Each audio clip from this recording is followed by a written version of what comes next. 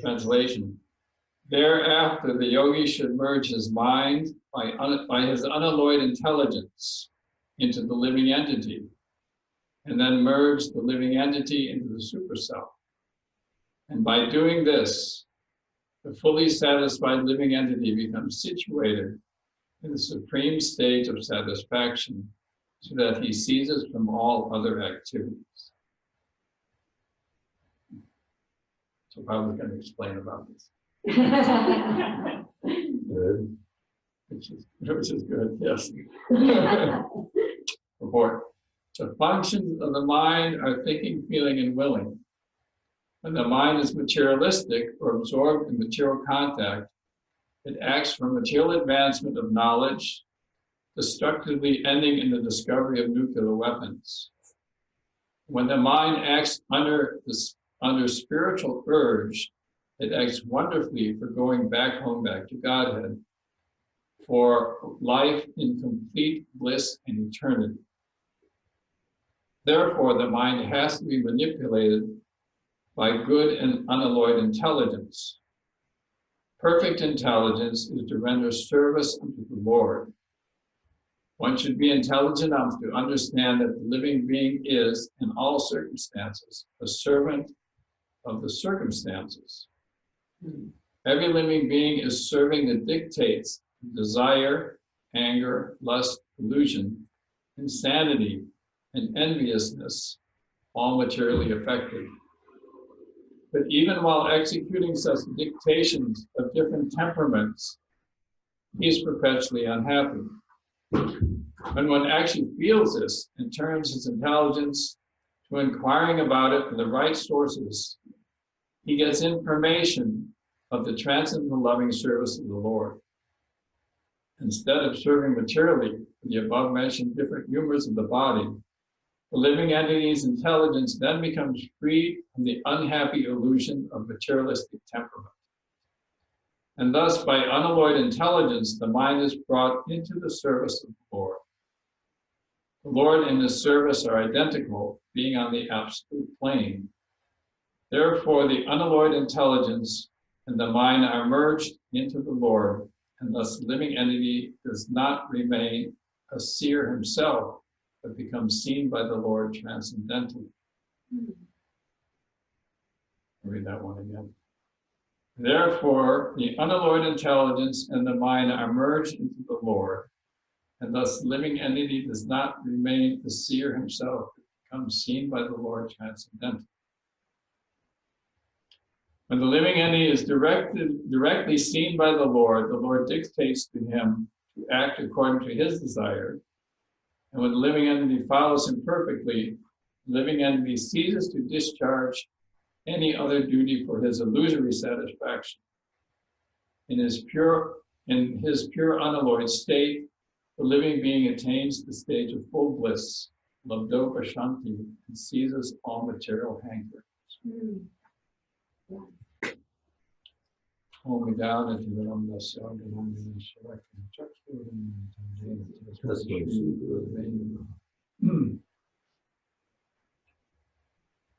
Okay.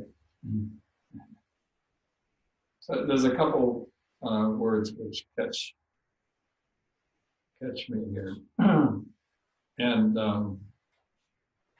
if we start to notice the Sanskrit and their translation, it'll help us in future reading. Like mana, of course, refers to the mind, and buddhya, like or buddha means refers to intelligence. And niyamya means by regulating. So there's an issue. What is it? Niyamya, yamya. There's Namaniyama. Namaniyama. Yeah. It's basically accepting and rejecting things by intelligence. And Chaitra unto living entity, which of course read in Bhagavad Gita, Chaitra refers to Well, actually, you can refer to the field of activities also. Or the knower of the field, yeah. Chetra means field, Yao means knowledge. So it refers to the living entity or the soul. And here, Atma means soul, but it's used in different, two different ways as the individual self and the supreme self. Atman. And Dhira, as in Dhira,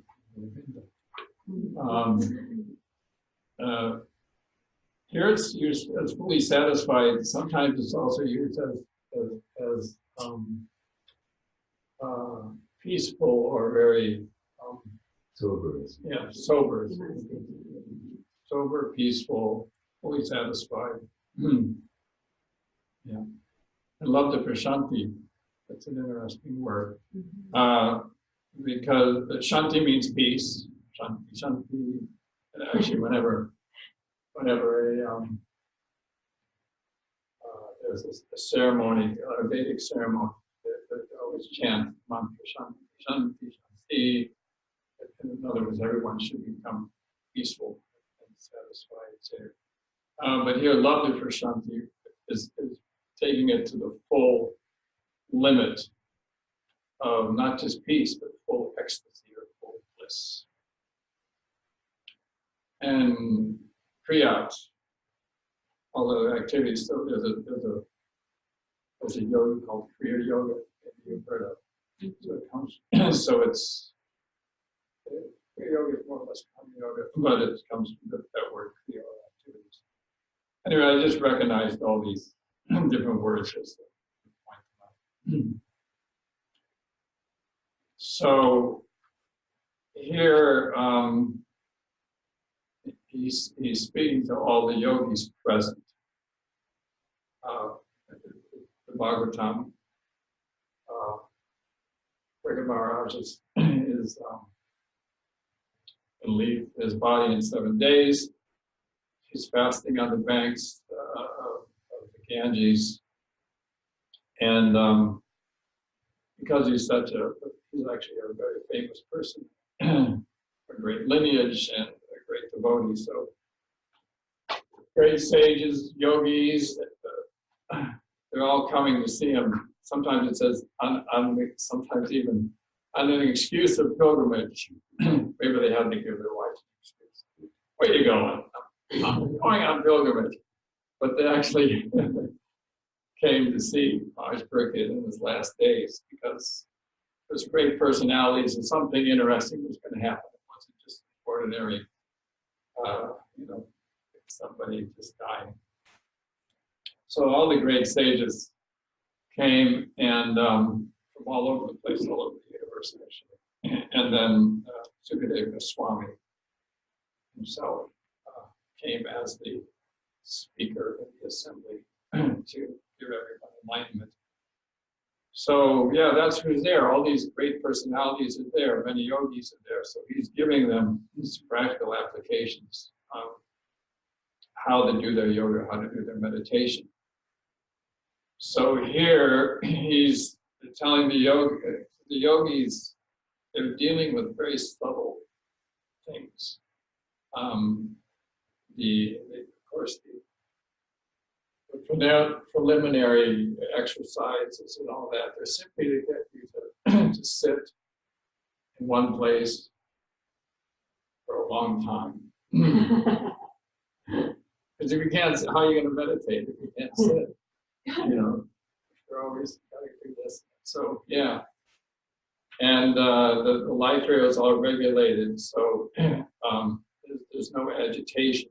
So then the mind becomes very peaceful and steady, as explained in Bhagavad, like a lamp in a windless place. You have a candle flame, and there's no wind. It burns very peacefully. So once all that physical stuff is taken care of, then the yogis can meditate. And by trying to fix their mind on the Supreme. So here, they're actually dealing with subtleties of attachment by the mind. And it's saying here it should be merged into the self, and then into the super, and then that self into the super self. So Prabhupada explains it here that the mind is controlled by the intelligence. So we should actually practice that a little bit in our daily meditation on that the mind is it accepts things, rejects things. Because I like that, I don't like that, I want to do that, I don't want to do that. And but more finer than the mind is the intelligence, because that acceptance and rejection is based on something. It's based on something. If there's no basis of acceptance and rejection, then it's a complete insanity. Right? It has to be based on something. So that's the intelligence. And the intelligence is basically, it's described as the form direction of the super soul. Because the super soul has no material form. Krishna has form, but it's not material. So, when they say God is formless, when they talk about the spirit and the heart, communicating. It has form, but it doesn't have material form. It doesn't have form within the modes of material nature. So the material form, which is connecting there, is the intelligence. Krishna is giving you some intelligence. Just like, I believe, was it Beethoven? Might have been Beethoven, correct me if I'm wrong. He said he gets a little tune. He just gets a little tune in his mind. So where does it come from? He gets a little tune, and then then he develops it. Develops it, and creates a whole musical piece. So where is that coming from? Coming from somewhere. It's coming from the super soul in the heart. Through the intelligence, and then the mind is taking that and accepting and rejecting. Well, we'll have this. No, the desires. And here, Prabhupada talks about. He says, here. Absorbed in material contact, it acts for material advancement of knowledge, destructively ending in the discovery of nuclear weapons. So someone is thinking of how to create new weapons. Right? Somebody said they're thinking. And where are they going to get? They're going to get some ideas. The ideas have to come from somewhere. So Super Soul gives them a hint. Okay, you want a weapon? Here, I'll give you a weapon. Here, you can take this thorium or whatever, and if you can crack it, it will make a big bang. So, yes, that's how we figure out how to do it. And it takes a big brain to do it. So they work very, very hard on these things. And they bring all the biggest brains in. Simply to destroy things. It's called misguided intelligence. Misguided intelligence. So, Prabhupada uses a term, I just heard a lecture, Prabhupada uses a term in an interesting way. He uses the term bhava. Bhava actually means ecstasy. Bhava actually means ecstasy. And in the stages of devotional service, there's a stage of bhava, which is sustained ecstasy in transcendental loving service to Krishna. In a sense, this term here, Love Shanti, is similar. Prabhu used Bob in an interesting way. He said the politicians don't like us very much because they think that we're just chanting Hare Krishna and not seeing to the development of the country. He said they have a different bhava. They have a different ecstasy. He actually used that term. So one's aim in life, one's enjoyment in life, what one relishes in life, you could say that's his bhava. That's the ecstasy that they get from doing what they do. You could see some nuclear scientist, he discovered, now we can make a 300 kilotron bomb, and he's in ecstasy. It's his bhava, it's his ecstasy. But the devotee's bhava is in transcendental loving service to the Lord. And Prabhupada's saying here that we actually have to refine the intelligence in order to shift from that material bhava to the spiritual bhava. And if we understand a little bit of how the mind and intelligence works, it's good. It kind of helps us in our discrimination between what we should do and what we shouldn't do. Right? When we get something like, yeah, you should do that, and you go, hey, no, I'm not going to do that.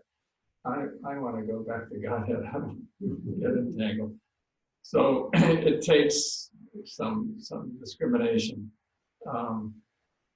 And that's why really it's important for reading the Bhagavad Gita and the Srimad Bhagavatam, because that refines our intelligence so we can discriminate properly on what to do, what not to do, etc. And as we transfer our bhava to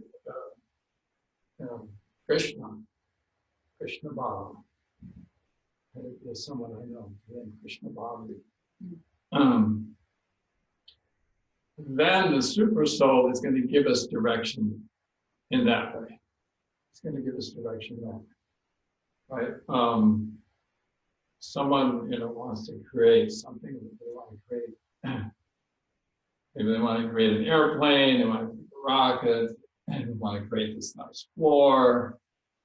So that's coming from Krishna's giving the intelligence. And then when we want to please Krishna, we want to go back home, back to Godhead, become entangled from this condition of life, then Krishna's going to give the intelligence like that.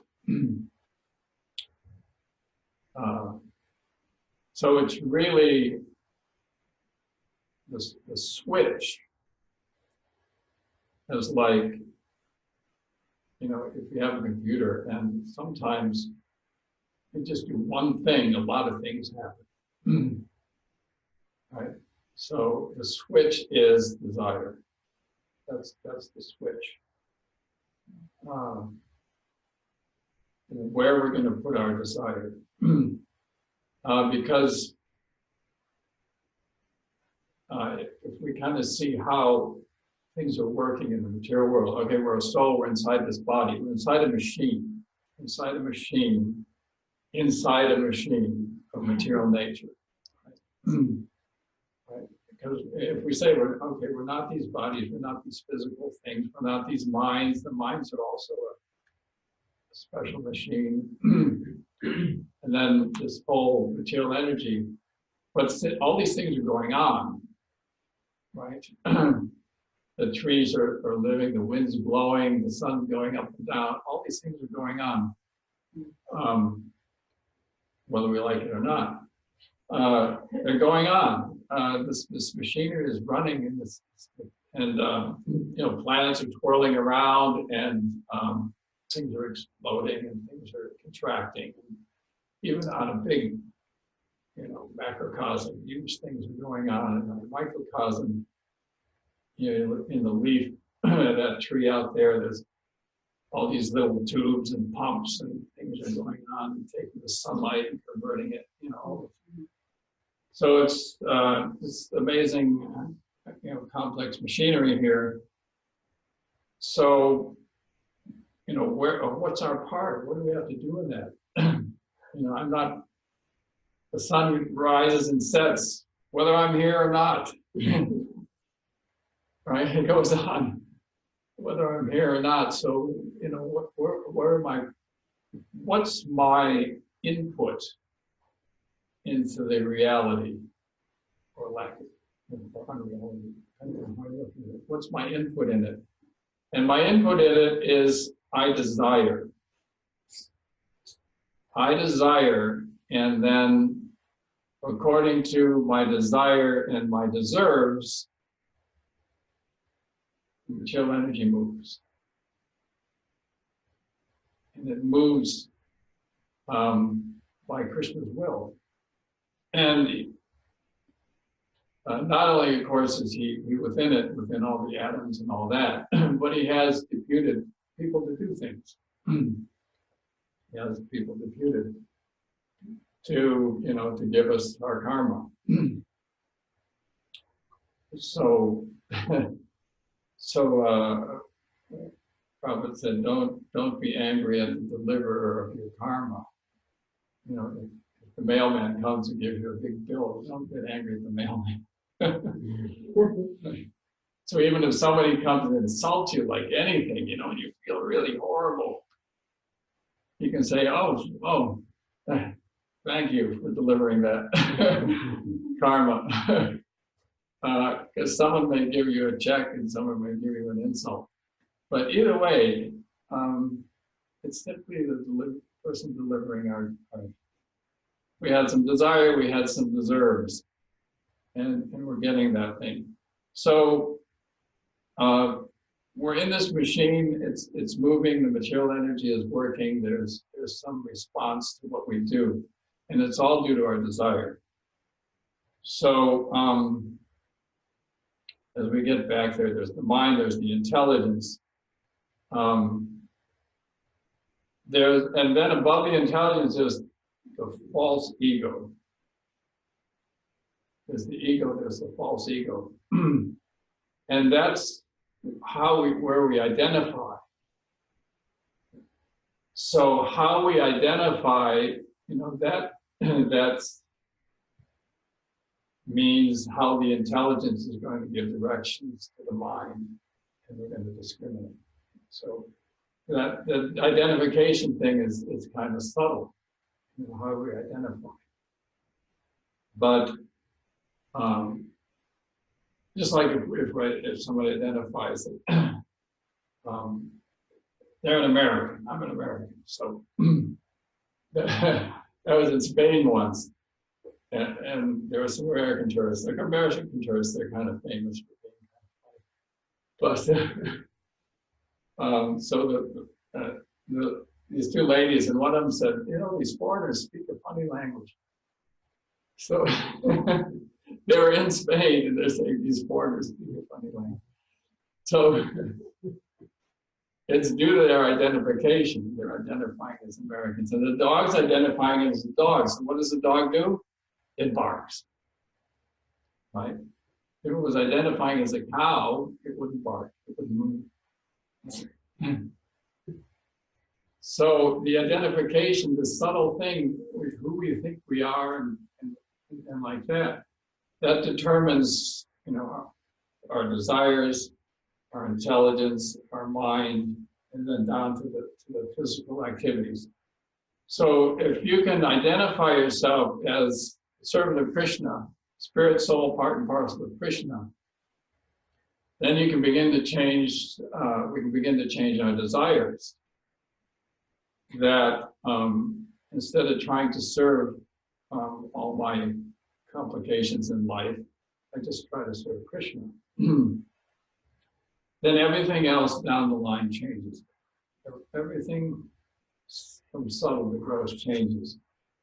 So that's why Prabhupada says just chant Hare Krishna. You can be complicated, it can be simple. if you understand how it works, and you just chant Hare Krishna. Krishna is not different from his name. We're associating with Krishna. We're purifying our intelligence. We're identifying properly. And if we do that, then down the line, everything changes, including our activities. So there's like, we were talking about the other day, the regulative principles of freedom. So,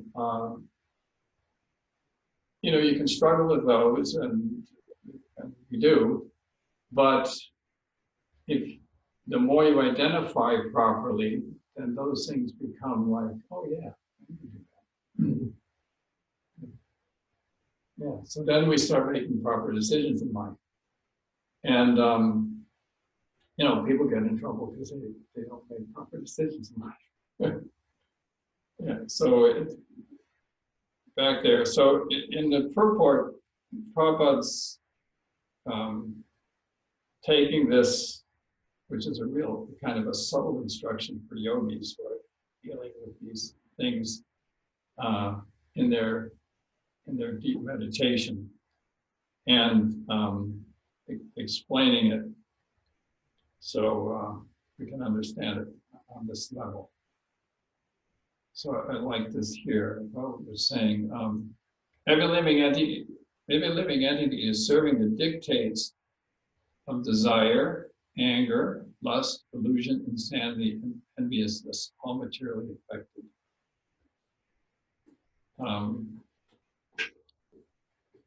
So we identify with these things, and we become servant of them. I have some desire, I have some lust and desire. I'm identifying that, and I'm serving it. I'm going after that. I become angry. I'm identifying. I'm angry. I'm feeling that anger in the heart here. Then I become subservient to those things. And then he says, which kind of sums it up. But even while executing such dictations of different temperaments, he's perpetually unhappy. So that's the problem with serving the illusion, is that we're not going to get happiness. So changing the account, thinking oneself as servant of Krishna, and then desiring to serve Krishna, and then intelligence will give good direction to the mind. The mind can discriminate. Like, let's say I decide to serve Krishna. Okay, so I see, I see beautiful flowers. I see a bush full of flowers. So, so then I want to pick those flowers and offer them to Krishna. And it's like a real simple thing, but it's based on a whole process. Whereas previously, I would ignore them, or I would just, oh, that's a nice flower. I would just smell them. Yeah. But because I changed my identity, I see, oh, that's all for that. So that's how, by